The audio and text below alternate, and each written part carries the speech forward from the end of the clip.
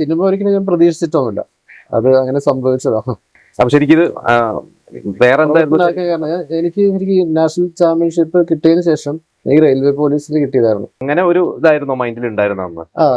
Railway പോലീസിലും sports കോട്ടയായിരുന്നു നമ്മുടെ ലക്ഷ്യം ഉണ്ടായിരുന്നു. പക്ഷെ ജനറൽ ഡ്യൂട്ടിയാണ് കിട്ടിയത്. പിന്നെ എത്ര സിനിമകൾ ഇപ്പൊ ചെയ്തപ്പോ മലയാളത്തിൽ ഒരു 150-ലധികം മലയാളം, തമിഴ്, കന്നഡ, ഹിന്ദി, തെലുങ്ക് ഉൾപ്പെടെ 150-ലധികം സിനിമ ചെയ്തു. ഇപ്പൊ പല ആർട്ടിസ്റ്റുകളും ഈ ഡ്യൂപ്പുകളെ ചെയ്യുന്നതിന് ഇപ്പൊ നമ്മൾ ട്രോളുകളൊക്കെ വരുന്നുണ്ട്. അത് ആ നടനല്ല ചെയ്തത്, ഡ്യൂപ്പാണ് ചെയ്തത്. സേഫ്റ്റിക്ക് വേണ്ടിയിട്ട് നമ്മൾ മാക്സിമം ആർട്ടിസ്റ്റിന് കംഫർട്ടബിൾ അല്ല എന്ന് പറഞ്ഞാൽ ഡ്യൂപ്പ് വെച്ച് ചെയ്യും. കാരണം സേഫ്റ്റി ആണല്ലോ ഇമ്പോർട്ടന്റ്. അങ്ങനെ പറന്നു പോകുന്ന ടൈപ്പ് ഓഫ് സീക്വൻസുകളാണോ അതോ റിയലിസ്റ്റിക് ആയിട്ട് സീക്വൻസ് ആണോ? നിങ്ങളുടെ ജോലി ശരിക്കും ഏതാണ് എളുപ്പം? ഈസി പറന്നു പോകുന്നതാണോ? അതെന്തുകൊണ്ടാണ്?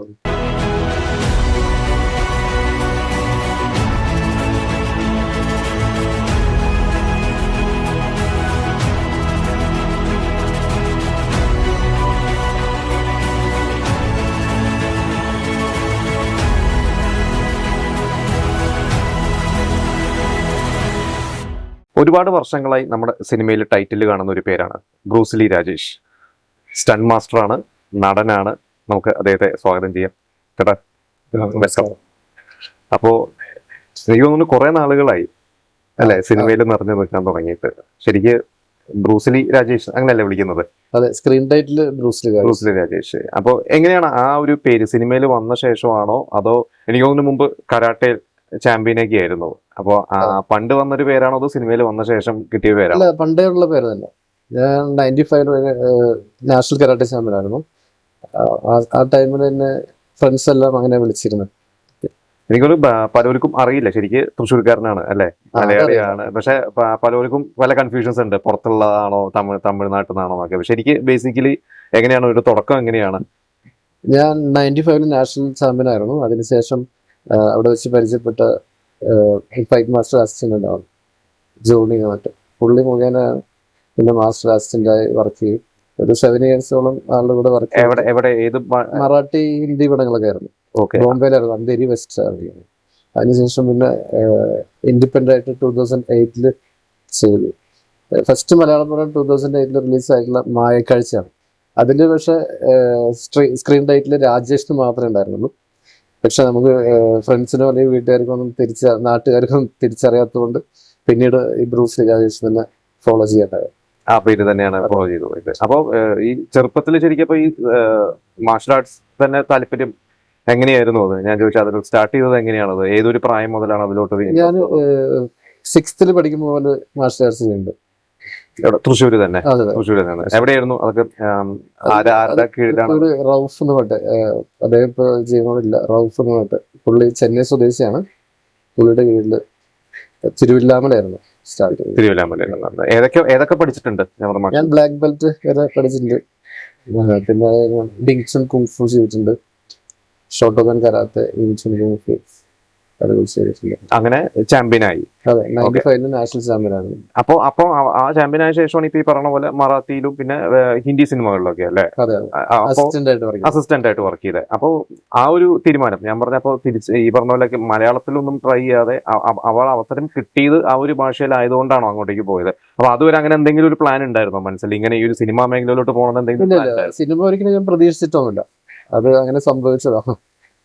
അപ്പൊ ശരിക്കും ഇത് വേറെ എന്തായിരുന്നു? കാരണം എനിക്ക് നാഷണൽ ചാമ്പ്യൻഷിപ്പ് കിട്ടിയതിനു ശേഷം എനിക്ക് റെയിൽവേ പോലീസിൽ കിട്ടിയതായിരുന്നു. അതാണ് ഞാൻ ചോദിച്ചത്. പൊതുവെ നമ്മൾ ആ ഒരു മേഖലയിൽ പോകുമ്പോൾ പിന്നെ വേറെ ഒരു ഗവൺമെന്റ് ജോലി അങ്ങനെ എന്തെങ്കിലും അങ്ങനെ ഒരു ഇതായിരുന്നോ മൈൻഡിൽ ഉണ്ടായിരുന്ന? റെയിൽവേ പോലീസിലും സ്പോർട്സ് കോട്ടയായിരുന്നു നമ്മുടെ ലക്ഷ്യം ഉണ്ടായിരുന്നു. പക്ഷെ ജനറൽ ഡ്യൂട്ടിയാണ് കിട്ടിയത്. ഈ ജനറൽ ഡ്യൂട്ടി ആണെന്നുള്ള തന്നെ 6 month ട്രെയിനിങ്, അതിന് 3 month കഴിഞ്ഞപ്പോഴാണ് അറിഞ്ഞത്. അതുവരെ റിക്രൂട്ട്മെന്റ് ടൈമിലെല്ലാം ഓഫീസർ പറഞ്ഞിരുന്നത് ഈ ഫിസിക്കലിലും ഒക്കെ ഫസ്റ്റ് ആയതുകൊണ്ട് റെയിൽവേ പോലീസ് എന്നുള്ള ഉപരി നമുക്ക് സ്പോർട്സ് കോട്ടയിൽ കിട്ടാൻ ചാൻസ് ഉണ്ടെന്ന് പറഞ്ഞിരുന്നു. അപ്പൊ നമ്മുടെ ലക്ഷ്യം അതായിരുന്നു ഉണ്ടാവും. പക്ഷെ പിന്നെ അത് എനിക്ക് ജനറൽ ഡ്യൂട്ടിയാന്ന് പറഞ്ഞപ്പോൾ അത് ഉപേക്ഷിച്ചിട്ട് തിരിച്ചു വരണ്ടായിരുന്നു. തിരിച്ചു വന്നപ്പോൾ നാട്ടുകാരൊക്കെ ഇനി എത്ര ദിവസം ലീവ് ഉണ്ട്, എപ്പോഴാണ് പോകുന്നത്, അങ്ങനെ ചോദ്യങ്ങളൊക്കെ ആയപ്പോഴാണ് പിന്നെ ഇവിടുന്ന് കുറച്ച് മാറാന്ന് പറഞ്ഞിട്ട്. അങ്ങനെ ഇരിക്കുമ്പോൾ എനിക്ക് പണ്ട് ചാമ്പ്യൻഷിപ്പിന് കാണാൻ വന്നിരുന്ന ജോണി എന്നുള്ള സ്റ്റണ്ട് ആർട്ടിസ്റ്റ് മുഖേന അങ്ങനെ പിന്നെ ടിനു ആനന്ദിന്റെ അസിസ്റ്റന്റ് ആയിട്ട് വർക്ക് ചെയ്യും. ഒരു 7 years ആളുടെ കൂടെ അസിസ്റ്റന്റ് ആയതിനു ശേഷം ഇൻഡിപെൻഡൻസ് ചെയ്യാൻ ചെയ്തു. അപ്പോൾ ഹിന്ദി സിനിമകൾ ഹിന്ദി, മറാഠി, കൂടുതൽ മറാഠി, പിന്നെ ഹിന്ദി. മിഥുൻ ചക്രവർത്തിയുടെ ഒക്കെ പടങ്ങൾ. ഏകദേശം എത്ര സിനിമകൾ ആ ഒരു 7 വർഷം വർക്ക് ചെയ്തിട്ടുണ്ടാവും? ഒരു അസിസ്റ്റന്റ് 70ഓളം സിനിമകൾ. 70ഓളം സിനിമകൾ. അപ്പൊ അന്ന് ഇപ്പൊ സിനിമയിലോട്ട് ആദ്യമായിട്ട് വരുമ്പോ എന്ന് പറയുന്നത് ഒരു പുതിയൊരു ലോകമാണ്. കാരണം അന്ന് കംപ്ലീറ്റ് ഫിലിം ആയിരുന്നു, ഫിലിം ക്യാമറ ആയിരുന്നു. പിന്നെ ഇത്രയും സോഷ്യൽ മീഡിയ ഒന്നും ഇല്ലാത്തതുകൊണ്ട് ഇത്രയും പോപ്പുലാരിറ്റി ഒന്നുമില്ല. പിന്നെ എങ്ങനെ ഫിലിമിൽ എൻ്റർ ആവുന്നുള്ള കുറച്ച് റിസ്ക് തന്നെയായിരുന്നു. ഇന്നത്തെ പോലുള്ള ഇതില്ല, സ്റ്റെബിലിറ്റി ഇല്ല. അല്ല, അന്ന് ആ ഒരു ഈ പറഞ്ഞ പോലെ റിസ്കി ആയിട്ടുള്ള ജോലികളാണ്. അപ്പൊ അന്ന് ഒരു അസിസ്റ്റന്റ് ആയിരുന്നു അപ്പോൾ ഉണ്ടായിരുന്ന ജോലികൾ എന്തായിരുന്നു? അതിന്റെ തുടക്കവും പിന്നീടൊക്കെ എന്തായിരുന്നു ശരിക്കും ഒരു മാസ്റ്റർ തന്ന ഡ്യൂട്ടീസ് എന്തൊക്കെയായിരുന്നു? ഞാൻ അസോസിയേറ്റ് പോലെ കമ്പോസിങ്, ആക്ഷൻ കമ്പോസിങ് ഒക്കെ ആയിരുന്നു. പിന്നെ എഡിറ്റ് ചെയ്യുമ്പോൾ അങ്ങനെ എഡിറ്റിംഗ്, കമ്പോസിങ്, അത് മെയിനായിട്ട് ഒരു ആക്ഷൻ കൊറിയോഗ്രാഫിയുടെ ഒരു അസിസ്റ്റ് ചെയ്യുക എന്നുള്ളത് തന്നെയായിരുന്നു. അപ്പൊ അത് എത്രത്തോളം, ഞാൻ പറഞ്ഞ ഒരു പുതിയൊരു ലോകം ആയതുകൊണ്ട് ആ ഒരു ട്രാക്കിൽ കയറാൻ എത്ര കാലം എടുത്തു? നമ്മൾക്ക് കമ്പ്യൂട്ടറൈസ്ഡോ അല്ലെങ്കിൽ കൂടുതൽ ടെക്നോളജി ഒന്നും ആയിട്ടില്ല കംപ്ലീറ്റ്. അപ്പൊ കൂടുതൽ 99% നമുക്ക് ലൈവ് തന്നെയാണ് ചെയ്യുന്നത്. അപ്പൊ അതിന് ഒരുപാട് ഇഞ്ചുറി ഒക്കെ വരുന്നത്. അങ്ങനത്തെ ഒരു കാലഘട്ടമായിരുന്നു. അപ്പൊ അതും ഈ പറഞ്ഞ പോലെ ടെൻഷൻ ഉള്ള ഒരു കാര്യമാണ്. പ്രത്യേകിച്ച് അന്ന് ഇപ്പൊ ഇന്നത്തെ അത്ര ഒരു സെക്യൂരിറ്റി മെഷേഴ്സ് ഒന്നും ഇല്ലാത്തൊരു സമയമാണ്. അപ്പൊ അങ്ങനെ എന്തെങ്കിലും ഉണ്ടോ? ഞാൻ ചോദിച്ചാൽ അങ്ങനെ ഒരു റിസ്കി ആയിട്ട് ചെയ്തിട്ട് ഒരുപാട് ടെൻഷൻ അടിച്ചെന്ന് എന്തെങ്കിലും ഒരു ഓർമ്മയുണ്ടോ? ഉണ്ട്, ഒരുപാട് ഉണ്ട്. പ്രത്യേകിച്ച് ഞാനിവിടെ വന്നിട്ട് 3ാമത്തെ സിനിമ ദ്രോണാചാര്യ ഒരു മലയാള സിനിമയാണ്. അത് ഇൻഡിപെൻഡന്റ് ആയപ്പോ ഞാൻ അന്ന് അസിസ്റ്റ് ചെയ്തിരുന്ന സമയത്തെ അതാ ഞാൻ ചോദിച്ചത്. അന്ന് പിന്നെ കുറച്ചും കൂടി ടെൻഷനുള്ള ഒരു സമയമായിരിക്കുമല്ലോ, അസിസ്റ്റന്റ് ആയിട്ട് വർക്ക് ചെയ്യുന്ന ഒരു ടൈം ആയതുകൊണ്ട്. അന്നത്തെ ഞാൻ ചോദിച്ചാൽ അവിടെ ഉള്ള എന്തെങ്കിലും മെമ്മറി ഉണ്ടോ? അവിടെ എന്ന് പറഞ്ഞു കഴിഞ്ഞാൽ ഇത്തിരി കാലമായതുകൊണ്ട് കുറച്ചൊക്കെ മറന്നുപോയി. കുഴപ്പമില്ല. എന്നിട്ട് അത് കഴിഞ്ഞിട്ട് പിന്നീട് ഇൻഡിപെൻഡന്റ് ആയ ശേഷമാണ് ഇപ്പൊ ഈ പറഞ്ഞത് ദ്രോണാചാര്യ എന്ന് പറഞ്ഞ. ദ്രോണാചാര്യ ഫസ്റ്റ് ചെയ്തത് മായക്കാഴ്ച പറഞ്ഞ സിനിമയായിരുന്നു. തമിഴ് ഡാൻസ് മാസ്റ്റർ ആയിട്ടുള്ള അരവിന്ദർ, നിഷാന്ത് സാഗർ ഒക്കെ പിന്നെ ആ സിനിമ.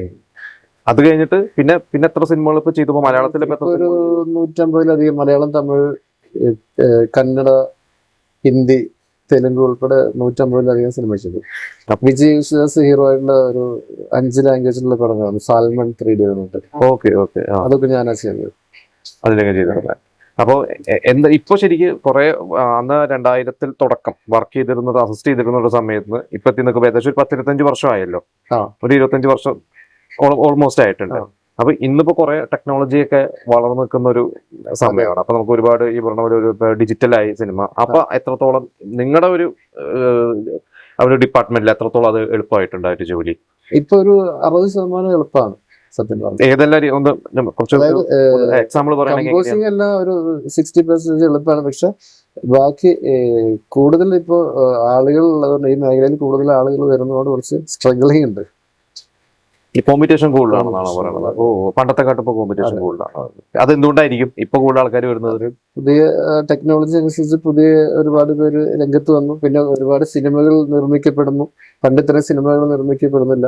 പിന്നെ പുതിയ അവസരങ്ങൾ ഉള്ളത് കൊണ്ട് കൂടുതൽ ഇപ്പൊ OTT പ്ലാറ്റ്ഫോം ഒക്കെ ഉള്ളത് കൊണ്ട് കൂടുതൽ പേര് ഈ രംഗത്തേക്ക് വന്നുകൊണ്ടിരിക്കുകയാണല്ലോ. ഇപ്പോ ശരിക്കും ഇപ്പോ സിനിമകളില് മലയാളത്തെക്കാട്ടും കൂടുതൽ പുറത്താണ് കൂടുതൽ ഫൈറ്റ് സീക്വൻസ്. ഇപ്പൊ തെലുങ്ക് ഒക്കെ എടുക്കുമ്പോഴാണ് കൂടുതൽ, അതായത് കൂടുതൽ ബഡ്ജറ്റ് ഒക്കെ ഉള്ളത്. ഇവിടെ നമ്മൾ മലയാളത്തിൽ എപ്പോഴും ഒരു ബഡ്ജറ്റ് എപ്പോഴും ഒരു കൺസ്ട്രെയിന്റ് ആയിരിക്കും, ബഡ്ജറ്റ് എപ്പോഴും ലിമിറ്റേഷൻസ് ഉണ്ടാവും. അപ്പോൾ എൻ്റെ ഒരു ചോദ്യം എന്ന് വെച്ചാൽ നിങ്ങളിപ്പോ തുടക്കം മുതൽ ഒരു സിനിമ ഓൺ ആവുന്ന സമയം മുതൽ അതിന്റെ ഒരു സ്ക്രിപ്റ്റിംഗ് സമയം മുതൽ അതിന്റെ റൈറ്റേഴ്സിന്റെ കൂടെ ഡയറക്ടറുടെ കൂടെ നിങ്ങൾ ഇരിക്കാറുണ്ടോ? അതോ നിങ്ങളുടെ ഇൻവോൾവ്മെന്റ് എപ്പോഴാണ് ശരിക്കും തുടങ്ങുന്നത്? റയവായിട്ട് പല രീതിയിലുണ്ട്. ചിലവർ സ്റ്റാർട്ട് ചെയ്യുന്ന പോലെ, കാരണം ആക്ഷൻ ത്രൂ ഔട്ട് ആക്ഷനുള്ള സിനിമയാണെങ്കിൽ നമ്മൾ സ്റ്റാർട്ട് ചെയ്യുന്ന പോലെ കാണാം. അല്ലെങ്കിൽ ഒരു 1 വീക്ക് മുൻപൊക്കെ നമ്മളെ വിളിച്ച് ലൊക്കേഷൻ വിസിറ്റ് ചെയ്ത് കഴിഞ്ഞിട്ട് ഡേറ്റ് കൺഫേം ചെയ്തിട്ട് അങ്ങനെ വിളിച്ച്. പിന്നെ ചിലവർ പെട്ടെന്ന് സഡൻലി വിളിക്കുന്നവരുണ്ട്. നാളെ ഷൂട്ടാണ്, വേറൊന്നും നാളെ എടുക്കാനില്ല, അതുകൊണ്ട് പെട്ടെന്ന് ആയതാന്നൊക്കെ പറഞ്ഞിട്ട് വിളിക്കാറുണ്ട്. അപ്പൊ നമ്മൾ പോയി ചെയ്യും. വർക്ക് ചെയ്ത 1-2 സിനിമകൾ അങ്ങനെ പറയും. നിങ്ങൾ തുടക്കം മുതൽ അതിൽ ഇൻവോൾവ് ചെയ്തത് കൊണ്ട് അത് ആ ഒരു സിനിമയ്ക്ക് ഗുണം കിട്ടി എന്ന് തോന്നിയിട്ടുള്ള? പോലീസ് ജൂനിയർ എന്നുള്ള പടം നരേനൊക്കെ ചെയ്തിട്ടുള്ള പോലീസ് ജൂനിയർ. അതെനിക്ക് തോന്നുന്നു കുറച്ച് കുട്ടികളെയൊക്കെ വെച്ചിട്ട് സ്റ്റുഡൻസ് പോലീസ്, അത് തുടക്കം മുതലേ ഉണ്ടായിരുന്നു. അത് സ്റ്റാർട്ടിങ് മുതലേ ഉണ്ടായിരുന്നു. പിന്നെ അതുകൊണ്ട് സാൽമൺ 3D അതും സ്റ്റാർട്ടിങ് മുതലേ ഉണ്ടായിരുന്നു. ഈ ഇപ്പോ ഞാൻ ചില ഡയറക്ടേഴ്സ്, മലയാളത്തിലൊക്കെ ചില ഡയറക്ടേഴ്സ് ഒക്കെ പറയുന്നത് കേട്ടിട്ടുണ്ട്. പിന്നെ സിനിമ ചിലവരൊക്കെ വേറെ വഴിക്കൊക്കെ പറയുന്നുണ്ട്. അതായത് പലപ്പോഴും ഫൈറ്റ് സീക്വൻസുകൾ അല്ലെങ്കിൽ ഒരു ഡാൻസ് സോങ് സീക്വൻസ് ഒക്കെ എടുക്കുമ്പോൾ ചിലപ്പോൾ ഡയറക്ടേഴ്സ് ആയിരിക്കില്ല, അത് സോങ് എടുക്കുന്നത് സോങ് കൊറിയോഗ്രാഫർ, ആക്ഷൻ ആണെങ്കിൽ ആക്ഷൻ കൊറിയോഗ്രാഫർ. ശരിക്ക് ഡയറക്ടറും കൂടെ വേണ്ടേ ശരിക്ക്? അപ്പോൾ ഞാൻ പറഞ്ഞ കംപ്ലീറ്റ് ആയിട്ട് നിങ്ങളുടെ ഒരു ഇതിൽ ചെയ്യുന്നതാണോ, അതോ ഡയറക്ടറുടെ കൂടി ഇൻവോൾവ്മെന്റ് ഉള്ളതല്ല ശരിക്കും നിങ്ങൾക്ക് കൂടുതൽ നല്ലത്? അതങ്ങനെ തന്നെയാണ്. എങ്കിലും കൂടുതൽ ഇതുവരെ അവർ ചെയ്ത മേക്കിംഗ് പാറ്റേൺ അത് അറിയാനും ഒക്കെ അവരുള്ളത് നല്ല തന്നെയാണ്. അത് കൂടുതൽ ഹെൽപ്ഫുൾ ആയിരിക്കും, കൂടുതൽ റിസൾട്ട് കിട്ടാനും. അപ്പൊ ഇത്രയും വർക്ക് ചെയ്ത സിനിമകളിൽ അങ്ങനെ കൂടുതൽ ഈ പറഞ്ഞ നിങ്ങളുടെ ഒരു എന്താ പറയുക സ്റ്റണ്ട് കൊറിയോഗ്രാഫിയിൽ കൂടുതൽ വളരെയധികം ഇൻവോൾവ് ആയിട്ടുള്ള കുറച്ച് ഫിലിം മേക്കേഴ്സ് ഇപ്പം ഇത്രയും വർക്ക് ചെയ്തതിൽ ആരാണ് അങ്ങനെ പറയുകയാണെങ്കിൽ ഇപ്പൊ കൂടുതൽ? ഇപ്പൊ എനിക്കൊക്കെ നമ്മളൊക്കെ കാണുമ്പോൾ നമുക്ക് തോന്നും ഇപ്പൊ ഷാജി കൈലാസ് നമുക്ക് പറയുകയാണെങ്കിൽ, ഇപ്പൊ തമിഴിലാണെങ്കിൽ നമുക്കിപ്പോ ലോകേഷ്, ഇപ്പൊ കുറെ പേര് ഡയറക്ടേഴ്സ് തന്നെ അവരൊരു എന്താ പറയുക സ്റ്റണ്ടിന് അല്ലെങ്കിൽ അവരൊരു ഫൈറ്റിന് ഒരു സ്ക്രിപ്റ്റ് എഴുതുന്നു ഇപ്പൊ പറയാറുണ്ട്. പണ്ട് അങ്ങനെയല്ലായിരുന്നു. പണ്ട് പൂർണ്ണമായിട്ടും ഫൈറ്റ് മാസ്റ്റർക്ക് വിട്ടുകൊടുക്കുന്നത്. ഇപ്പൊ പക്ഷെ ഇവര് സ്ക്രിപ്റ്റ് എഴുതുമ്പോൾ തന്നെ ഇവര് അതിനൊരു കൊറിയോഗ്രാഫി ചെയ്യുന്നു എന്ന് പറയാറുണ്ട്, സ്ക്രിപ്റ്റ് എഴുതാറുണ്ടെന്ന് പറയാറുണ്ട്. അങ്ങനെ ഉണ്ടോ? അങ്ങനെ ഏതെങ്കിലും ആരെങ്കിലും അങ്ങനെ എടുത്തു പറയാൻ, അങ്ങനെ പേരുകൾ പറയാൻ പറ്റുമോ അങ്ങനെ ആരെങ്കിലും? അങ്ങനെ ഞാൻ ചെയ്ത സിനിമകളിൽ അങ്ങനെ സ്ക്രിപ്റ്റ് അവര് എഴുതി വെച്ച് ചെയ്തിട്ടില്ല. റീസെന്റ് ഒരു തമിഴ് പടം ചെയ്തിരുന്നു, ഡാർക്ക് ഹെവൻ എന്ന് പറഞ്ഞിട്ട്. ഡയറക്ടർ ബാലാജി അവരൊരു പാറ്റേൺ ഇങ്ങനെ പ്ലാൻ ചെയ്തിരുന്നു, അല്ലാതെ സ്ക്രിപ്റ്റ് ഒന്നും എഴുതിയില്ല.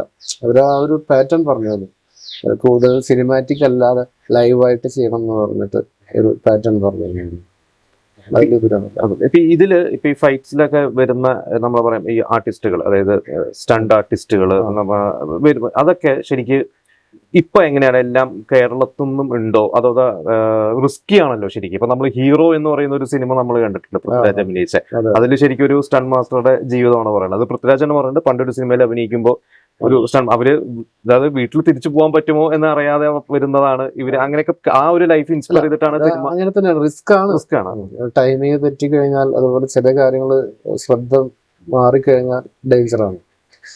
എങ്കിലും പഴയ കാലത്തെ അപേക്ഷിച്ച് നോക്കുകയാണെങ്കിൽ, ഫിലിം ക്യാമറയുടെ കാലത്തേക്ക് അപേക്ഷിച്ച് നോക്കുകയാണെങ്കിൽ ഇപ്പൊ കൂടുതൽ ഫെസിലിറ്റീസ് ഉണ്ട് നമുക്ക്. അങ്ങനെയൊന്നും റിസ്ക് ചെയ്യാതെ തന്നെ കുറച്ചൊക്കെ ഭയങ്കര റിസ്കി ആയിട്ട് അങ്ങനെ ചെയ്തിട്ടുള്ള ഏതെങ്കിലും സിനിമകളുണ്ട്? ഞാൻ ചോദിച്ച ഒരു ഇൻസിഡൻസ്, സിനിമയുള്ള ഇൻസിഡൻസ് എന്തെങ്കിലും ഓർമ്മയെന്ന് പറയാൻ പറ്റും ഇപ്പൊ ഇൻഡിപെൻഡന്റ് ആയ ശേഷമുള്ളത്? റിസ്കി ആയിട്ട് നമ്മള് ഡയറക്ടർ പ്രവീൺ ഗാന്ധ് പറഞ്ഞിട്ട് തമിഴ് ഡയറക്ടർ, പുലിപ്പാറ എന്നൊരു പടം ഉണ്ടായിരുന്നു. അത് ഇതേപോലെ LTT ലീഡർ വേലുപ്പിള്ള പ്രഭാകരന്റെ ഒരു ഹിസ്റ്ററിയാണ് പടം. അപ്പൊ അതിൽ കുറച്ച് റിസ്കി ഷോട്ട്സുകളാണ് കൂടുതൽ. നെക്സ്റ്റ് അതുപോലെ റോപ്പ് സീക്വൻസും കംപ്ലീറ്റ് അറ്റ് എ ടൈം തന്നെ 9 പേരൊക്കെ റോപ്പിൽ ഹാങ് ചെയ്തിട്ടും ഗൺ ഷൂട്ടും അങ്ങനെയൊക്കെയുള്ള ഭയങ്കര റിസ്കി ഷോട്ട്സ് ആണ് അത് കൂടുതൽ. പിന്നെ അതിനുശേഷം ചെയ്തിട്ടുള്ളത് ഈയിടെ ചെയ്ത തെലുങ്ക് പടം. അവിടത്തേക്ക് മേക്കിംഗ് സ്റ്റൈൽസ് എങ്ങനെ തോന്നുന്നത്? ഇപ്പൊ തെലുങ്കും മറാത്തിയും ഹിന്ദിയും മലയാളം ഒക്കെ ചെയ്തിട്ടുണ്ട്. അപ്പോ ഓരോ ഭാഷയിലും സ്റ്റൈൽ അവരുടെ ഒരു സ്റ്റണ്ടിൽ ഉണ്ടാവുന്ന. അപ്പൊ ഇവിടത്തെക്കാട്ടല്ല ഇവിടെ കുറച്ചും കൂടി റിയലിസ്റ്റിക് ആയിരിക്കും. നമ്മളെ തെലുങ്ക് കാണുമ്പോൾ കുറച്ചും കൂടി എക്സാജറേറ്റ് ചെയ്തിട്ടൊക്കെയാണല്ലോ അവർക്ക് വേണ്ടത്. കൂടുതൽ വെറൈറ്റി ആയിട്ട്, കൂടുതൽ ആരും പ്രതീക്ഷിക്കാതില്ല. ലോജിക് ഒന്നും വിഷയമല്ല. കാരണം നമ്മൾ തെലുങ്കിലാണ് നമ്മൾ കൂടാൻ ഈ പൊടി പറക്കുന്നതും അല്ലെങ്കിൽ അങ്ങനെ ഇവിടെ കുറവാണ് അങ്ങനെ. അപ്പൊ തെലുങ്കിൽ അങ്ങനെയുണ്ട്, തമിഴിലും ഒക്കെ ഉണ്ട്. അപ്പൊ അതെങ്ങനെയാണ് കാണുന്നത്? മാറിക്കൊണ്ട് വരുന്നുണ്ട്. ഇപ്പൊ കുറച്ചും കൂടി മാറിയിട്ട് വരുന്നുണ്ട്. പക്ഷെ തെലുങ്ക് ഇപ്പോഴും അവരതാണ് എൻജോയ് ചെയ്യുന്നത്. അങ്ങനെ ഞാൻ ചോദിച്ചാൽ ഓരോ ഭാഷയിലും പോകുമ്പോൾ ആ ഒരു രീതിയിൽ വർക്ക് ചെയ്യേണ്ടി വരുമല്ലോ. തീർച്ചയായും. അപ്പോൾ അതെങ്ങനെയാണ് ഞാൻ ചോദിച്ചാൽ, അത് നിങ്ങൾ ഡയറക്ടറുടെ കൂടെ ഇരുന്നിട്ടാണോ അങ്ങനെ ഓരോ ഭാഷയിൽ ചെല്ലുമ്പോൾ ചെയ്യുന്നത് എങ്ങനെയാണ്? ഇല്ല, അവര് നമ്മളോട് സിറ്റുവേഷൻ മാത്രമേ ഉള്ളൂ. ബാക്കി നമ്മള് പ്ലാൻ ചെയ്തതിനു ശേഷം പ്ലാൻ ചെയ്ത് അവര് ഒന്ന് കാണിച്ചു തുടങ്ങും, അല്ലെങ്കിൽ ഡിസ്ക്രൈബ് ചെയ്യുക എന്തൊക്കെയാണ്, എങ്ങനെയൊക്കെ ആയിരിക്കും അതിനെ കുറിച്ച് ഡീറ്റെയിൽ ആയിട്ട്. അപ്പോൾ അതിനുശേഷം നിങ്ങൾക്ക് ശരിക്കും നിങ്ങളുടെ ഒരു ജോലി ഏതായാലും സെയിം ആയിട്ടാണോ തോന്നാറുള്ളത്? ഞാൻ ചോദിച്ചാൽ ഇപ്പൊ നമ്മൾ ഇപ്പൊ ഒരു എക്സാമ്പിൾ പറയുകയാണെങ്കിൽ, ഒരു ഇടിച്ചിട്ട് ഒരു 5 പേര് തെറിച്ചു പോകുന്നു. ഇപ്പൊ മലയാള സിനിമയിലാണെങ്കിൽ ജസ്റ്റ് ഇങ്ങനെ പോകും. ഇപ്പൊ ബാബു ആന്റണി അദ്ദേഹം ഒരിക്കൽ പറഞ്ഞിട്ടുണ്ട്, അദ്ദേഹം ഒരു കൊറിയോഗ്രാഫി ചെയ്യുമ്പോൾ അല്ലെ അദ്ദേഹത്തിന്റെ സിനിമകൾ അദ്ദേഹം ഒരിക്കലും ഒരു നോർമലി ഒരാൾ ഇടിച്ചാൽ ഒരു പറന്നു പോകുന്നതിനോട് അദ്ദേഹത്തിന് യോജിക്കാൻ പറ്റാറില്ല എന്ന് പറയാറുണ്ട്. അപ്പോ ഈ അങ്ങനെ പറന്നു പോകുന്ന ടൈപ്പ് ഓഫ് സീക്വൻസുകളാണോ അതോ റിയലിസ്റ്റിക് ആയ സീക്വൻസുകളാണോ? നിങ്ങളുടെ ജോലി ശരിക്കും ഏതാണ് എളുപ്പം? ഈസി പറന്നു പോകുന്നതാണോ? അതെന്തുകൊണ്ടാണ്? അതെന്താ വെച്ചാൽ നമുക്കിപ്പോ ഗിമ്മിക്കുകൾ കുറച്ച് ഉപയോഗിക്കുന്നതാണോ? ക്യാമറ ചിലപ്പോൾ ടൈമിങ്ങോ എക്സ്പ്രഷനോ ഒക്കെ ഇല്ലാത്ത ആർട്ടിസ്റ്റ് ആണെങ്കിൽ പോലും അവരെ വെച്ച് ചെയ്യാൻ അല്പം റോപ്പ് സീക്വൻസാണ്. അങ്ങനത്തെ സീക്വൻസുകളാണ് നിങ്ങളുടെ ഭാഗത്ത് നിന്ന് ശരിക്കും കൂടി എളുപ്പം. അത് കുറച്ചുകൂടി വേറെ ക്യാമറമാൻ ആണോ അത് കൂടുതൽ പണി വരുന്നത്? ക്യാമറമാൻ അത്ര പ്രശ്നമൊന്നുമില്ല. മൾട്ടി ക്യാം ഉണ്ടാവും, മൾട്ടി ക്യാം ഉണ്ടാവും. എങ്കിലും അത് കൂടുതൽ റിസ്ക് വരുന്ന ട്രാവൽ ചെയ്യുന്ന ആർട്ടിസ്റ്റ്, സ്റ്റണ്ട് ആർട്ടിസ്റ്റിനാണ്. ഇപ്പോഴും ഈ പറഞ്ഞ പോലെ സ്റ്റണ്ട് ആർട്ടിസ്റ്റുകൾക്ക് അല്ലെങ്കിൽ നിങ്ങളുടെ ആ ഒരു സ്റ്റണ്ട് ആ ഒരു മേഖലയ്ക്ക് ഇപ്പോഴും അർഹിക്കുന്ന അംഗീകാരങ്ങൾ കിട്ടുന്നുണ്ടോ ശരിക്കും? ഞാൻ പറഞ്ഞ നമ്മൾ സിനിമ സാധാരണ ഓഡിയൻസ് ആയാലും കാണുന്നു, കഴിഞ്ഞിട്ട് പോകുന്നു. പക്ഷെ പലപ്പോഴും ഒരു ഹീറോ, അതിപ്പോ ഏത് ഹീറോ എടുത്തു കഴിഞ്ഞാലും ആ ഹീറോന്റെ ഫൈറ്റ് ഗംഭീരമാവുന്നുണ്ടെങ്കിൽ ആ കൂടെ അഭിനയിക്കുന്ന ആർട്ടിസ്റ്റുകളും അവരുടെയും സപ്പോർട്ടിങ് ടൈമിംഗ് എല്ലാം കറക്റ്റ് ആയിട്ട് തന്നെ വരണല്ലോ. അപ്പൊ ഇപ്പോഴും നിങ്ങൾക്ക് വേണ്ട ആ ഒരു അംഗീകാരം കിട്ടുന്നുണ്ടോ ശരിക്കും? അങ്ങനെ ഇപ്പൊ എത്ര വർഷമായതുകൊണ്ട് ചോദിക്കുകയാണ്. പഴയ കാലത്തിനെ അപേക്ഷിച്ച് ഇപ്പൊ കൂടുതൽ കിട്ടുന്നുണ്ട്. പഴയ കാലത്തിന് അപേക്ഷിച്ച് ഇപ്പൊ കൂടുതൽ സോഷ്യൽ മീഡിയ ഇതെല്ലാം വന്നതുകൊണ്ട് നമ്മൾക്ക് നമ്മുടേതായ ഒരു പൊസിഷൻ ഉണ്ട്. അത് കാരണം കുഴപ്പമൊന്നുമില്ല. എനിക്ക് തോന്നുന്നു ഇപ്പൊ കുറെ സോഷ്യൽ മീഡിയ വന്ന ശേഷം മേക്കിംഗ് വീഡിയോസും ഇതിന്റെ ബിഹൈൻഡ് ദ സീൻസ് ഒക്കെ പുറത്ത് കാണുമ്പോൾ റിസ്ക് ഉണ്ട് എന്ന് പറയുമ്പോൾ നമ്മളോട് എല്ലാവർക്കും ഒരു താല്പര്യമുണ്ട്. ഇതില് ഇപ്പോ നമ്മളിതിൽ ആർട്ടിസ്റ്റുകളെ, സ്റ്റണ്ട് ആർട്ടിസ്റ്റുകളെ കൊണ്ടുവരുന്നത് നിങ്ങൾക്കൊരു ടീം ഉണ്ട്, അതോ നിങ്ങൾ ഓരോ സിനിമയ്ക്ക് അനുസരിച്ചിട്ട് നിങ്ങൾ ഹയർ ചെയ്യുന്ന ആ ഒരു സിനിമയ്ക്ക് വേണ്ടിയാണ്? ഡയറക്ടർ നമ്മൾ ഫസ്റ്റ് ഫോട്ടോ അയച്ചു കൊടുക്കും, ഡയറക്ടർ ചൂസ് നിങ്ങൾക്കൊരു ഡാറ്റാബേസ് ഉണ്ട്, നിങ്ങളുടെ കയ്യിൽ എപ്പോഴും ഒരു ഡാറ്റാബേസ് ഉണ്ടാവും. അത് കൂടുതൽ എവിടെ നിന്നാണ് ഞാൻ ചോദിച്ചു? ഇപ്പൊ അത് ഏത് ഭാഷയായാലും മലയാളികൾ തന്നെയാണ്, കാരണം നമ്മളൊക്കെ കൂടുതൽ കണ്ടിരിക്കുന്ന പുറത്തുനിന്നാണ്. അതെന്തുകൊണ്ടാണ് മലയാളികൾ ഈ ഒരു ഫീൽഡിലോട്ട് വരുന്നത് കുറവ്? ഇപ്പോഴും മലയാള സിനിമയിൽ നമ്മൾ പുറത്തുനിന്നാണ് കൊണ്ടുവരുന്നത്. മലയാളികൾ സത്യം പറഞ്ഞാൽ എനിക്ക് മനസ്സിലായിട്ടുള്ളത് ഡെഡിക്കേഷൻ കുറവുള്ളവരാണ്. പിന്നെ ഒരു സിനിമ ആകുമ്പോഴേക്കും അവർക്ക് പിന്നെ സൂപ്പർ സ്റ്റാർ ആവണമെന്നുള്ള മെന്റാലിറ്റിയിൽ ഡെഡിക്കേറ്റഡ് അല്ല. ശരി, അതുകൊണ്ടാണ് കൂടുതൽ മറ്റുള്ള ഭാഷകൾ വരുന്നത്. അവർക്ക് വർഷങ്ങളോളമായിട്ട് സ്റ്റണ്ട് ആർട്ടിസ്റ്റ് ആയിട്ട് തന്നെ നിൽക്കുന്നവരാ. അല്ല, അവര് ഈ പറഞ്ഞ പോലെ പുറത്തുനിന്നുള്ള അത് ഏതാ തമിഴ്നാണോ അതോ ആന്ധ്രയെന്നോ എവിടുന്നാണ് ഇപ്പൊ കൂടുതൽ? തമിഴ്ന്നുണ്ട്, കർണാടകന്നുണ്ട്. കർണാടകയിലും ഇതുപോലെ അസോസിയേഷൻ സ്റ്റാർട്ട് ചെയ്യുന്നുണ്ട്. ഇപ്പൊ പുറത്തുള്ള ആർട്ടിസ്റ്റുകൾ ഇപ്പൊ പറഞ്ഞല്ലോ, അവര് മലയാളികളെക്കാട്ടും കൂടുതൽ പുറത്തുള്ള ആർട്ടിസ്റ്റുകളാണ് കൂടുതൽ വരുന്നതെന്ന് പറഞ്ഞു. അവരിത് ശരിക്കും ഒരു തൊഴിലായിട്ട് മാത്രമാണോ, അതോ അവർക്കൊരു സിനിമയോട് പാഷനേറ്റ് ആയിട്ട് അവർക്ക് ഇനി അത് നേരത്തെ പറഞ്ഞ പോലെ വലിയ നടനാവണം അല്ലെങ്കിൽ സൂപ്പർ സ്റ്റാർ അങ്ങനെ ഒരു മോഹമായിട്ട് വരുന്നവരാണോ അവിടെ ഉള്ളത് കൂടുതൽ? അങ്ങനെയുള്ളവരും ഉണ്ടോ? അങ്ങനെയുള്ളവരുണ്ട്, പക്ഷെ അത് കുറവാണ്. കൂടുതലും കറക്റ്റ് ആയിട്ട് തന്നെ സ്റ്റണ്ട് ആർട്ടിസ്റ്റ് ആയിട്ട് നിന്നിട്ട് അവരുടേതായ അവരുടെ പൊസിഷൻ കീപ്പ് ചെയ്തു, അവർക്ക് അതവരുടെ ജോലിയാണ് എന്നുള്ള കണക്കാക്കി തന്നെയാണ് അവര് വരുന്നത്. ഇവിടെ പക്ഷെ പറഞ്ഞത് കൂടുതൽ അഭിനയമോഹം ഉള്ളവരായതുകൊണ്ടാണോ ഈ പറഞ്ഞ പോലെ അധികം കിട്ടാത്തത്, ഇവിടെ വരാത്തത്? ഇവിടെ അത്ര ഡെഡിക്കേറ്റഡ് അല്ല. ഇവിടെ എല്ലാവർക്കും പെട്ടെന്ന് എന്തെങ്കിലും ആവണം, ഹാർഡ് വർക്ക് ചെയ്യാൻ തയ്യാറില്ല. പെട്ടെന്ന് നാളെ ഇന്നിപ്പോ ഒരു സിനിമയിലേക്ക് നാളെ അതിന് ഹീറോ അവർക്ക് ആവണം, ആ ഒരു മെന്റാലിറ്റി ഉണ്ട്. നിങ്ങൾക്കൊരു അസോസിയേഷൻ ഉണ്ടല്ലോ, അത് ശരിക്കും പറഞ്ഞാൽ നിങ്ങളുടെ അസോസിയേഷൻ എന്ന് പറയുന്നത് ഇപ്പൊ ഇതില് സ്റ്റണ്ട് ആർട്ടിസ്റ്റുകളായിട്ട് വരുന്നവർക്കും നിങ്ങൾ എല്ലാവർക്കും ഒരു അസോസിയേഷൻ ആണോ? Stunt artist and masters association, artist association ഉണ്ട്. അതില് നമ്മൾ മറ്റുള്ള ഈ നടന്മാരുടെ അസോസിയേഷൻ പോലെയോ അല്ലെങ്കിൽ ഇപ്പൊ ജൂനിയർ ആർട്ടിസ്റ്റുകൾ അസോസിയേഷൻ ഉണ്ടെന്ന് തോന്നുന്നു അല്ലെ, പുറത്ത് അസോസിയേഷൻ ഉണ്ട്. അപ്പൊ അതുപോലെ തന്നെ നിങ്ങൾക്ക് ഈ പറയുന്ന സംഘടനാപരമായിട്ട് റിസ്കി ജോബ് ആയതുകൊണ്ട് ഞാൻ ചോദിക്കുകയാണ്, വേണ്ട ഒരുപാട് ആനുകൂല്യങ്ങൾ നിങ്ങൾക്ക് കിട്ടുന്നുണ്ട്? ഇപ്പൊ ഈ പറഞ്ഞ ഇൻഷുറൻസോ അങ്ങനത്തെ ഇൻഷുറൻസിന്റെ അതുപോലെ മെഡിക്കൽ ക്ലെയിം അതെല്ലാം ഉണ്ട്, മെഡിക്കൽ ഇൻഷുറൻസ് എല്ലാം ഉണ്ട്.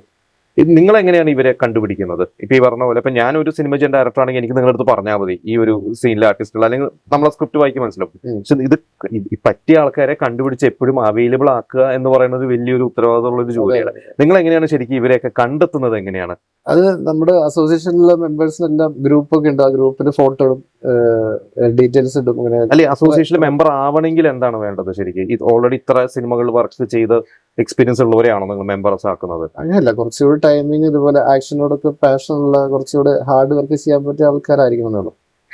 അങ്ങനെയുള്ളവരെയാണ്. അപ്പൊ ഇപ്പൊ എന്തായാലും പണ്ടത്തെക്കാട്ടും കുറച്ചുകൂടി ബെറ്റർ ആണ് അല്ലെ? ബെറ്റർ ആയിട്ടാണ്. ഇതിനിടയ്ക്ക് എനിക്ക് തോന്നുന്നു ചേട്ടൻ അഭിനയിച്ചിട്ടുണ്ട്, ക്യാരക്ടർ ഉണ്ട്. അപ്പൊ ഈ പറഞ്ഞ അത് ഇതിന്റെ ഒരു കൂടെ സാഹചര്യം കൊണ്ട് അഭിനയിക്കുന്നതാണോ, അതോ താല്പര്യമുണ്ടോ ശരിക്കും അഭിനയിക്കാൻ? താല്പര്യമുണ്ട്, പിന്നെ സാഹചര്യം വരുമ്പോൾ ചെയ്യും. എത്ര സിനിമകൾ ഇതിൽ അത്യാവശ്യം മെയിൻ റോൾസ് അല്ലെങ്കിൽ അത്യാവശ്യം ഒരു ശ്രദ്ധിക്കപ്പെടുന്ന റോൾസുകൾ ചെയ്തിട്ടുള്ള എത്ര സിനിമകൾ ചെയ്തിട്ടുണ്ട്? ഒരു 15ഓളം സിനിമകൾ ചെയ്തിട്ടുണ്ട്. ഇപ്പൊ ഏതൊക്കെ എടുത്ത് പറയാനാണെങ്കിൽ മലയാളം, തമിഴ്. റീസെന്റ് തമിഴില് സെൻട്രൽ ക്യാരക്ടർ ചെയ്ത ഒരു പടമാണ് ഒരേ പേച്ച് ഒരേ മിടിവ്, തമിഴ് പടം. പിന്നെ ഇപ്പൊ മലയാളം ഷൂട്ട് കഴിഞ്ഞ് നിൽക്കുന്നു, ടൈറ്റില് കൺഫേം ആവുന്നുള്ളൂ. ഇപ്പൊ സിനിമകളിൽ പല മേഖലകൾ അവാർഡ് കൊടുക്കുന്നുണ്ട്, അത് മികച്ച നടൻ മുതൽ അങ്ങോട്ട് സൗണ്ടിനും എല്ലാത്തിനും അവാർഡ് ഉണ്ട്. പക്ഷെ ഈ പറഞ്ഞ പോലെ സ്റ്റണ്ട് കൊറിയോഗ്രാഫിക്ക് അവാർഡ് ഇപ്പൊ കൊടുക്കുന്നുണ്ട് തോന്നുന്നു. പക്ഷെ പണ്ട് റീസെന്റ് കൊടുത്തു തുടങ്ങിയിട്ടുണ്ടായിരുന്നു. അപ്പൊ എങ്ങനെയാണ് ഇപ്പൊ ചേട്ടൻ അങ്ങനെ എന്തെങ്കിലും അംഗീകാരങ്ങളൊക്കെ ഇപ്പൊ എനിക്ക് 2022 ഡോക്ടർ അംബേദ്കർ നാഷണൽ അവാർഡ് കിട്ടിയിട്ടുണ്ട്. പിന്നെ ഇപ്പൊ റീസെന്റ് ഡിസംബർ 2025 ഇന്ത്യൻ ഫിലിം അക്കാദമിയുടെ ഒരു അച്ചീവ്മെന്റ് അവാർഡ്, ഇതുവരെയ്ക്ക് 150ലധികം സിനിമ ചെയ്തതിന് അച്ചീവ്മെന്റ് അവാർഡ് കിട്ടിയിട്ടുണ്ട്. ഇന്ത്യൻ ഫിലിം അക്കാദമിയുടെ അംബേദ്കർ അവാർഡ് കിട്ടിയത് ഏതെങ്കിലും സിനിമയ്ക്കാണോ അതോ കോമൺ ആയിട്ട്? അച്ചീവ്മെന്റ് അവാർഡാണ്. പക്ഷെ ഈ പറഞ്ഞ പോലെ കുറച്ചും കൂടിയും ശ്രദ്ധിക്കപ്പെടുന്ന എന്താ പറയാ അവാർഡ്സ് കാറ്റഗറികൾ നിങ്ങളുടെയും കൂടിയും ഉൾപ്പെടുത്തണം എന്ന് തോന്നിയിട്ടുണ്ടോ? അങ്ങനെ എന്തെങ്കിലും നിങ്ങളുടെ അസോസിയേഷനിലൊക്കെ ഉന്നയിക്കാറുണ്ടോ? അങ്ങനെ എന്തെങ്കിലും? അങ്ങനെ ഇതുവരെ നമ്മളൊന്നും അതിനുവേണ്ടി ശ്രമിക്കാറില്ല. കിട്ടണത് കിട്ടട്ടെ. ഓക്കെ. പിന്നെ പഴയ പോലെ ഇപ്പൊ മിക്കവാറും അവാർഡ് കമ്മിറ്റികൾ അങ്ങനെ കൊടുത്തു തുടങ്ങിയിട്ടുണ്ട്. അതിന് നല്ലൊരു കാര്യമാണ്. ഇപ്പൊ ഏതൊക്കെ ആർട്ടിസ്റ്റുകളുടെ ഹീറോസിന്റെ കൂടെയാണ് ഏറ്റവും കൂടുതൽ വർക്ക് ചെയ്തിട്ടുള്ളത് ഇപ്പൊ ഇത്രയും ഭാഷ എടുത്ത് നോക്കിയാൽ? അങ്ങനെ മലയാളത്തിൽ ഇപ്പോ ഓൾമോസ്റ്റ് ഇപ്പൊ മമ്മൂക്കയുടെ റോഷാക്കിൽ ചെയ്തിട്ടുണ്ട് ഒരു സീക്വൻസ്. അതുപോലെ ജയറാമന്റെ ലോനപ്പന്റെ മാമോദിസ, പിന്നെ ഗ്രേറ്റ് ഗ്രാൻഡ് ഫാദർ, പിന്നെ സലീം കുമാർ ഡയറക്ട് ചെയ്ത ദൈവമേ കൈതൊഴാം കെ കുമാർ ആകണേ, അത് ജയറാമേട്ടൻ തന്നെയാണ്. അതെ. പിന്നെ ചാക്കോസിന്റെ പത്മിനി, കുട്ടനാടൻ മാർപ്പാപ്പ, അങ്ങനെ രണ്ടുകൂടെ ചെയ്തത്. പിന്നെ നരേന്റെ പോലീസ് ജൂനിയർ, പിന്നെ അതുപോലെ തന്നെ നമ്മുടെ സുരേഷ് ഗോപിയുടെ അപ്പോത്തിഗിരി, ആസിഫലിന്റെ എല്ലാം ശരിയാവും, അസുരവിത്ത്. ഒരുവിധം ഹീറോസിന്റെ കൂടെ ലാലേട്ടന്റെ മാത്രം വർക്ക് ചെയ്യാൻ പറ്റിയിട്ടില്ല. ലാലേട്ടൻ, പൃഥ്വിരാജ്, അതുപോലെ ടൊവിനോ അവരുടെ വർക്ക് ചെയ്തിട്ടില്ല. ബാക്കി എല്ലാവരും ചെയ്തിട്ടുണ്ട്. അവസരം കിട്ടട്ടെ. അതെ. ശ്രീനാഥ് ബാസിയുടെ രണ്ടുപേരും ചെയ്തു. തമിഴില് ജിത്തൻ രമേഷിന്റെ ചെയ്തു. പിന്നെ അങ്ങാടിത്തെ ഒരു മഹേഷ് എന്ന് പറയും, മഹേഷിന്റെ ചെയ്തു. പിന്നെ അതുപോലെ പാണ്ഡി എന്ന് പറഞ്ഞിട്ട് പസംഗ പറഞ്ഞ പടത്തിന്റെ പാണ്ഡി ആളുടെ ചെയ്തു. New generation artist. ഈ റോഷാക്കിൽ ചെയ്ത് അതെ ആ ഒരു സീക്വൻസ് ആയിരുന്നു. നമുക്ക് ബാക്കിലേക്ക് ട്രാവൽ ചെയ്യുന്നതും ഓപ്പോസിറ്റ് ആസിഫയുടെ ആത്മാവ് വരുമ്പോഴുള്ള ഒരു സീക്വൻസ് ആണ്. അപ്പൊ ആദ്യമായിട്ടാണ് നമുക്ക് കാണുന്നത് വന്നായിരുന്നോ? മമ്മൂക്കയുടെ കൂടെ വർക്ക് ചെയ്യുന്ന അതിന് മുമ്പ് പരിചയം എവിടെയെങ്കിലും പരിചയം അല്ലെങ്കിൽ പല മീറ്റിങ്ങിന് അങ്ങനെയൊക്കെ കണ്ടിട്ടുണ്ടെന്നുള്ളൂ. പക്ഷെ ഫസ്റ്റ് ടൈം വർക്ക് ചെയ്യുന്ന അവിടെ. എങ്ങനെയാണ് മമ്മൂക്കയുടെ കുറിച്ച് പറയാനാണെങ്കിൽ ആ ഒരു ഏറ്റവും സീനിയർ ആർട്ടിസ്റ്റ് മമ്മൂക്ക ആയതുകൊണ്ട് ഞാൻ ചോദിക്കാം, മമ്മൂക്കയായിട്ടുള്ള ആ ഒരു ഫസ്റ്റ് എക്സ്പീരിയൻസ് എങ്ങനെയായിരുന്നു? മമ്മൂക്കയായിട്ട് കുഴപ്പമില്ല. പേടിയുണ്ടെന്ന് ചോദിക്കാനാണ്. നമ്മുടെ ഉള്ളിൽ ചെറിയ ഡൗട്ട് ഉണ്ടായിരുന്നു. ഇനിയിപ്പോ എന്തെങ്കിലും ഡൗട്ടൊക്കെ ചോദിക്കോ. നമുക്ക് വരുന്നതിന് മുമ്പേ നമ്മളത് അസിസ്റ്റന്റിനെ വെച്ച് ഷൂട്ട് ചെയ്തിട്ട് സ്പോട്ട് എഡിറ്റിംഗ് റെഡിയാക്കി വെച്ചിരുന്നു. എന്നിട്ട് ഇത് നമ്മൾ ചെയ്യാൻ പോകുന്ന റെഫറൻസ് കാണിച്ചിട്ടാണ് ചെയ്തത്. അത് കാരണം പ്രശ്നമില്ല. ആള് ഓക്കെ മാസ്റ്റർ ടൈപ്പ് പോലാന്ന് പറഞ്ഞു അങ്ങനെ ചെയ്തു. അപ്പോഴാണ് ഞാൻ പറഞ്ഞു ഞാൻ മലയാളിയാണ്. അതാ ഞാൻ ചോദിച്ചാൽ എല്ലാവരുടെയും വിചാരം മാസ്റ്റർ എന്ന് പറയുമ്പോൾ തമിഴ് ഇതാണല്ലോ. ഇപ്പൊ ഈ മലയാളം സിനിമയിൽ നമ്മളിപ്പോ കൂടുതൽ റിയലിസ്റ്റിക് ഫൈറ്റുകളാണല്ലോ കാണുന്നത്. നേരത്തെ പറഞ്ഞ പോലെ അങ്ങനത്തെ ട്രെൻഡിലാണ്. അപ്പൊ അങ്ങനെ വരുമ്പോ ഈ പറഞ്ഞ പോലെ നിങ്ങളുടെ പണി ശരിക്ക് അത് കൂടുതലാണോ കുറവാണോ? നേരത്തെ പറഞ്ഞത് മറ്റേ തെലുങ്ക് സിനിമകളൊക്കെ കാണുന്ന രീതിയിലാണെങ്കിൽ കുറച്ചും കൂടി നിങ്ങളുടെ പണി എളുപ്പമാണെന്ന് പറഞ്ഞു. അത് എളുപ്പമാണ്. പിന്നെ ഇത് ഇഞ്ചുറി ഒക്കെ വരുന്നോണ്ടാണോ കൂടുതൽ ഇച്ചിരി റിസ്ക് വരുന്നത്? അത് മാത്രല്ല, നമ്മൾക്ക് തെലുങ്കൊക്കെ ചെയ്യുകയാണെങ്കിൽ ഒരുപാട് ഡേയ്സ് കിട്ടും ചെയ്യാനായിട്ട്. ഇവിടെ നമുക്ക് ലിമിറ്റേഷൻ ഉണ്ട്, ബഡ്ജറ്റ് ലിമിറ്റേഷൻ ആണ്, ഡേയ്സ് കുറവായിരിക്കും. പിന്നെ അത് മാത്രമല്ല ലൈവ് ഫൈറ്റാണ്, സ്റ്റോറിയും അതുപോലെ സിറ്റുവേഷൻ ആവശ്യപ്പെടുന്ന ഡയറക്ടറുടെ പോയിന്റ് ഓഫ് വ്യൂ അതാണെങ്കിൽ നമ്മൾ അത് ചെയ്തു കൊടുക്കണം. അപ്പോൾ ആ സ്റ്റോറിക്ക് മാച്ച് ആവുന്ന രീതിയിൽ കമ്പോസ് ചെയ്യാം.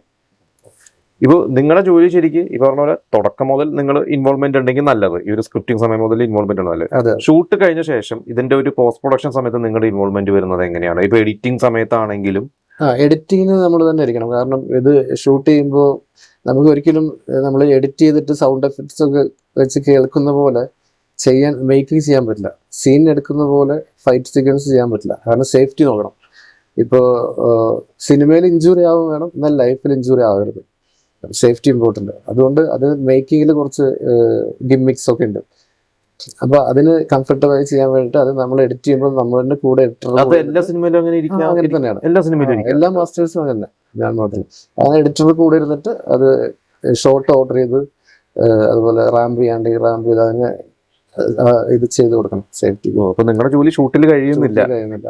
അല്ലെ? അത് കഴിഞ്ഞ് പോസ്റ്റ് പ്രൊഡക്ഷൻ എഡിറ്റിംഗ് കഴിയണ വരെ നിങ്ങളുടെ ഇതുണ്ട്. അതെ. പിന്നെ ഇതിന്റെ മറ്റേ ഇപ്പൊ ഒരു സപ്പോസ് പറയുകയാണെങ്കിൽ ഇപ്പൊ ഒരു ഫൈറ്റ് സീക്വൻസിൽ അതില് ക്യാമറ ഏത് യൂസ് ചെയ്യണം, അല്ലെങ്കിൽ ഏത് തരത്തിലുള്ള ഒരു ഷോട്ട്, അത് അതിലും ഈ പറഞ്ഞ പോലെ നിങ്ങളുടെ ഇൻവോൾവ്മെന്റ് ഉണ്ടാവില്ലേ? ഈ ക്യാമറ സൈഡിലും കൂടി നിങ്ങൾക്ക് സജഷൻസ് നിങ്ങൾ കൊടുക്കാറുണ്ടോ? തീർച്ചയായിട്ടും. അതായത് ഇപ്പൊ ഡയറക്ടർ ആവശ്യപ്പെടുന്ന ആ സിറ്റുവേഷൻ അല്ലെങ്കിൽ ആവശ്യപ്പെടുന്ന രീതിയിലുള്ള കൊറിയോഗ്രാഫി ചെയ്യണമെങ്കിൽ നമുക്ക് ഇന്ന ക്യാമറ വേണം എന്ന് പറഞ്ഞിട്ടുണ്ട് ചെയ്യാറ്. കാരണം നമ്മൾ ആവശ്യപ്പെടുന്ന എക്യുപ്മെന്റ്സ് കിട്ടിയാൽ നമുക്ക് അവര് ഉദ്ദേശിക്കുന്ന പോലെ ചെയ്തു കൊടുക്കാൻ പറ്റില്ല. അതുകൊണ്ട് ക്യാമറ നമ്മൾ പറയാറുണ്ട്. ഫുൾ ഇൻവോൾവ്മെന്റ് ഉണ്ട് തീർച്ചയായിട്ടും. ഇതൊന്നും ഈ പറഞ്ഞ പോലെ അതാണ് പലരും അറിയാത്ത ഒരു മേഖലയാണ് ഇത് ശരിക്കും. നിങ്ങളുടെ ഈ ഡ്യൂപ്പ് ഉണ്ടല്ലോ, നമ്മളെ ഹീറോസിനൊക്കെ ഡ്യൂപ്പ്, അതും ഈ സ്റ്റണ്ട് ആർട്ടിസ്റ്റുകൾ തന്നെയാണോ ചെയ്യുന്നത്, അതോ രണ്ടാണോ? ശരിക്കും ഡ്യൂപ്പ് മാത്രം ചെയ്യാൻ ഡ്യൂപ്പ് ആർട്ടിസ്റ്റ് ഉണ്ട്, പിന്നെ സ്റ്റണ്ട് ആർട്ടിസ്റ്റും ചിലവർ ഡ്യൂപ്പ് ചെയ്യാറുണ്ട്, അവരുടെ സ്കിൽ അനുസരിച്ച് ചെയ്യാറുണ്ട്. ഇപ്പൊ എങ്ങനെയാണ് ഞാൻ പറഞ്ഞു, ഇപ്പൊ കൂടുതലും ആക്ടേഴ്സ് അവര് തന്നെയാണ്, ഡ്യൂപ്പ് കുറഞ്ഞു വരുന്ന ഒരു സമയമാണോ? ഇപ്പൊ കൂടുതലും ആക്ടേഴ്സ് തന്നെയാണോ? ജനറേഷനൊക്കെ വരുമ്പോഴും ടെക്നോളജി ഒരുപാട് വന്നതുകൊണ്ട്, പിന്നെ ഒരുപാട് സേഫ്റ്റി എക്യുപ്മെന്റ്സ് ഒക്കെ ഉള്ളതുകൊണ്ടും ഇപ്പൊ 90% ആർട്ടിസ്റ്റിനെ സപ്പോർട്ട് ചെയ്യുന്നുണ്ട്. അതിന് നല്ലൊരു പ്ലസ് പോയിന്റ് ആണ്.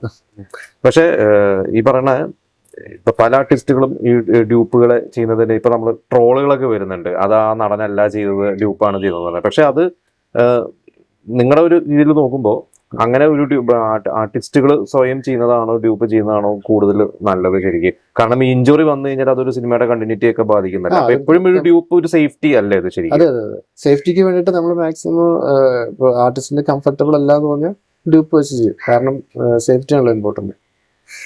അത് പക്ഷെ ഈ പറഞ്ഞ പോലെ അതിലും അത് ഈ പറഞ്ഞ പോലെ ഡേഞ്ചർ ആയിട്ടുള്ള ഫാളിങ്ങോ അങ്ങനെയുള്ള സിറ്റുവേഷനിൽ മാത്രം, അല്ലാതെ മാക്സിമം 90% ഇപ്പൊ ഹീറോ തന്നെ ചെയ്യും അങ്ങനത്തെ ഒരു.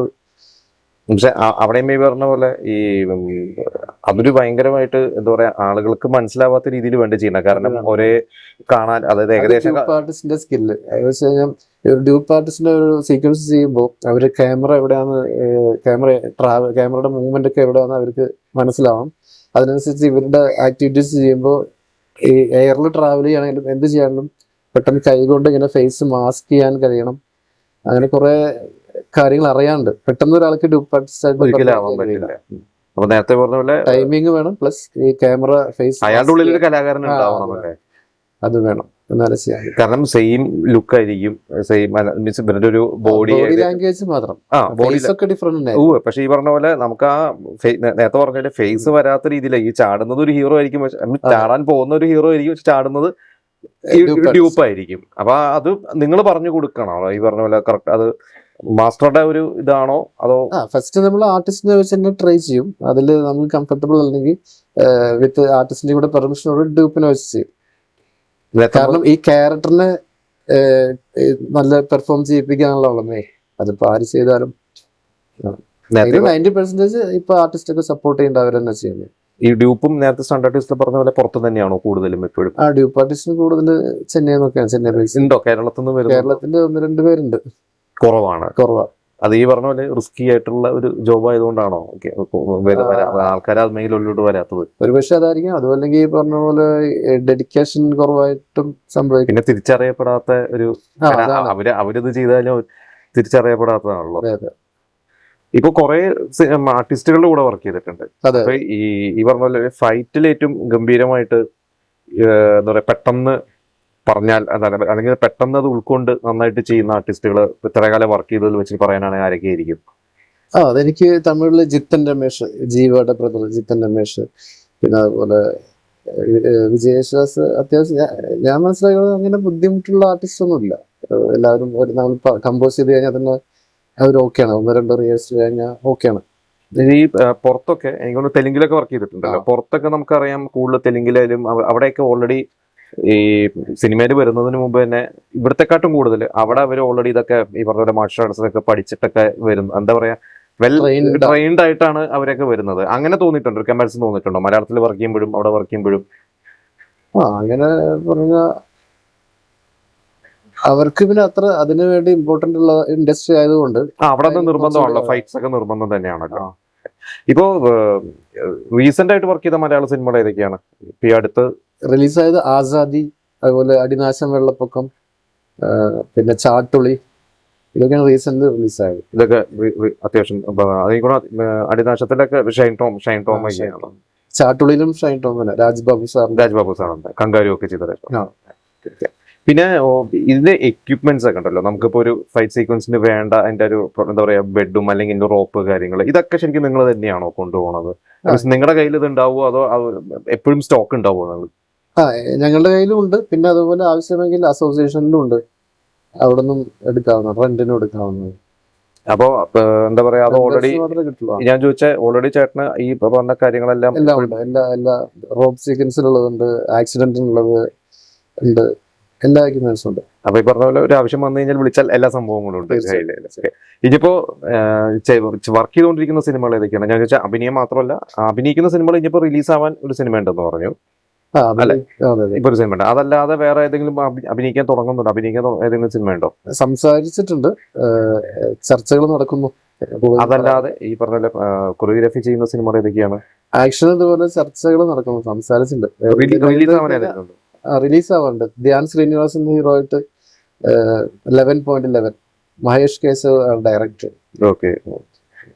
അതാണിപ്പോ അത് റിലീസ് ആവാറുണ്ട്. പിന്നെ ഓ പ്രേമ എന്ന് പറഞ്ഞിട്ട് ഒരു പടം റിലീസ് ആവാറുണ്ട്. ഏണി എന്ന് പറഞ്ഞിട്ട് ഒരു പടം റിലീസ് ആവാറുണ്ട്. പിന്നെ ഉടനെ റിലീസ് ആവാൻ പോകുന്നത്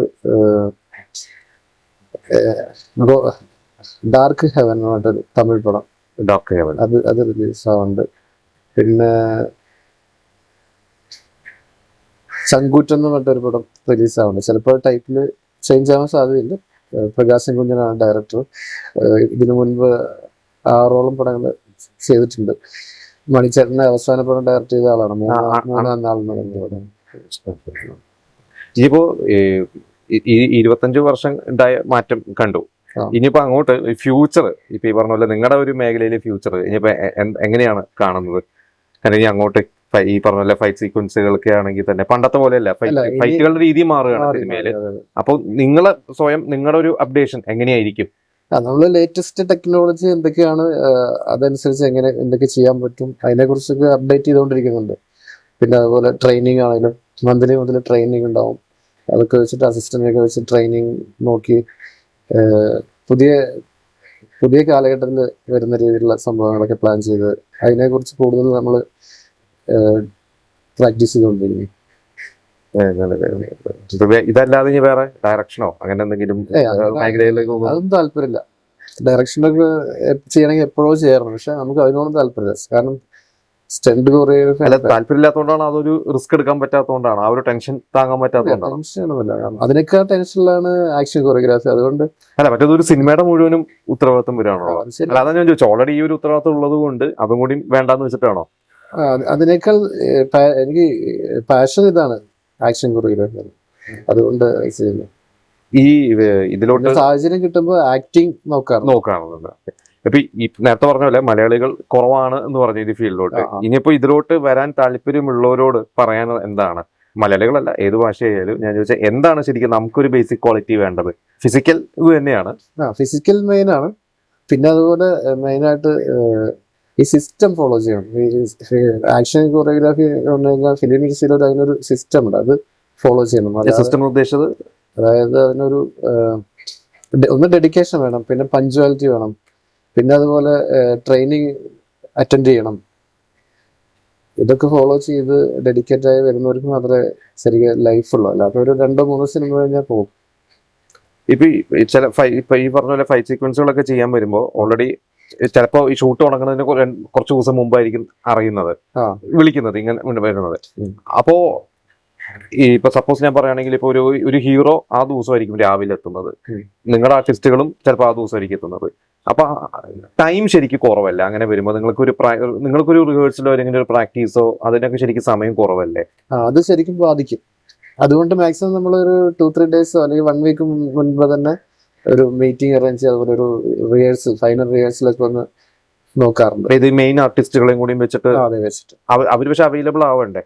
അവർ അവൈലബിൾ ഉള്ള ലൊക്കേഷനിൽ പോയിട്ട്, അല്ലെങ്കിൽ ഈ പടം ഇപ്പോൾ സ്റ്റാർട്ടിങ് ഫൈറ്റ് ചെയ്യില്ലല്ലോ, അപ്പൊ ഈ പടത്തിൽ ബാക്കിയുള്ള സീക്വൻസ് എടുക്കുന്ന ദിവസം ടൈം, ബ്രേക്ക് ടൈം, അല്ലെങ്കിൽ 6 o'clock ശേഷം ഈവനിങ് ഫ്രീ ആണെങ്കിൽ അപ്പോൾ 2 hours 1 hour ഒക്കെ അങ്ങനെ അഡ്ജസ്റ്റ് ചെയ്ത് നോക്കാറുണ്ട്. അതെപ്പോഴും വേണ്ട ഒരു എന്നാലും അത് എന്നാലും അത് വർക്ക് ടൈമിൽ ഹെൽപ്ഫുൾ ആവുള്ളൂ.